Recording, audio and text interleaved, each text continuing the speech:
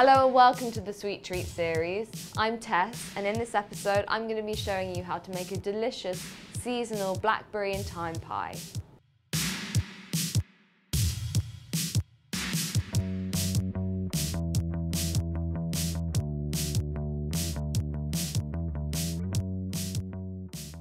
So the first thing is to prepare the pastry. So I've got some short crust pastry here, which I've already bought. It's very convenient. You can find it in any supermarket, but you can make it yourself if you want. I'm just going to lightly flour my surface. I'm just going to pop the pastry down. And you want to make sure it's quite well dusted, but not too much so that it dries out. So we're just going to be simply using the back of our hand to roll out the pastry in one direction and then the other. If you do want to make your own pastry, do check out my lemon and pistachio tart. Okay, so we're there now. We've got pastry which is about the thickness of a pound coin, which is perfect. So a trick, when you're rolling up pastry, it's quite useful to actually use the rolling pin to do it. That way you're less likely to break it.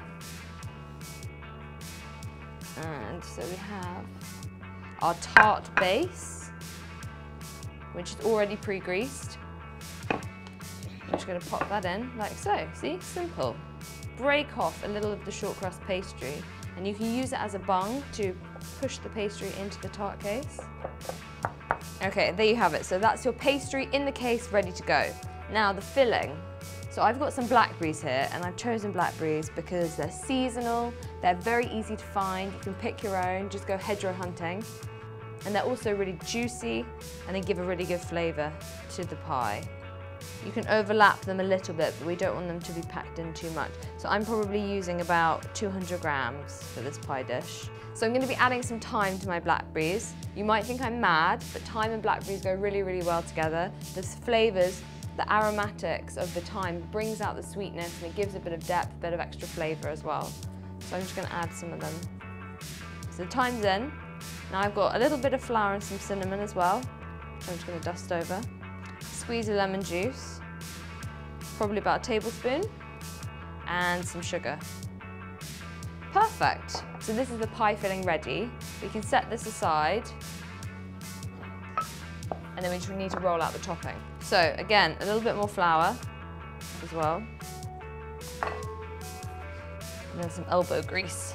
For this simple recipe, just check out the description box. It's got the method, the ingredients, everything you need.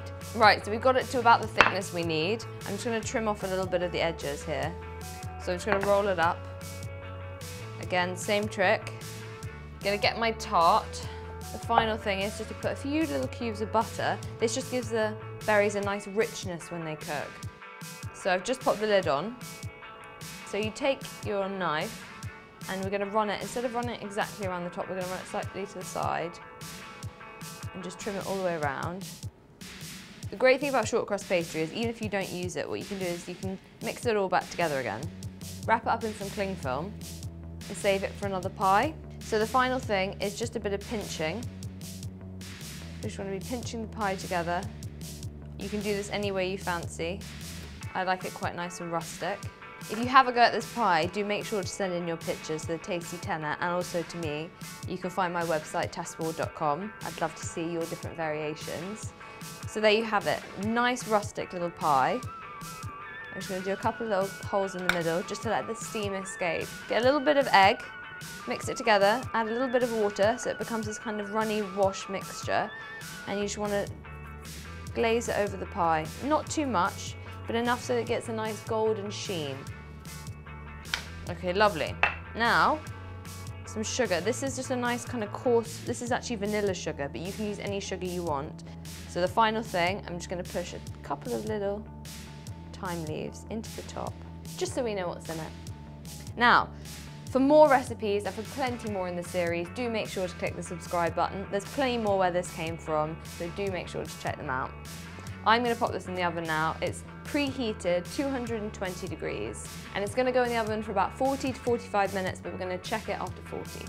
So my pie's just come out of the oven. As you can see, it's looking golden and beautiful and it's still very, very hot. So I'm going to leave it to cool for about 15 minutes and then I'm going to serve it up with a lot of custard. If you like this recipe and for plenty more in the series, do make sure to subscribe and I'll see you again next time.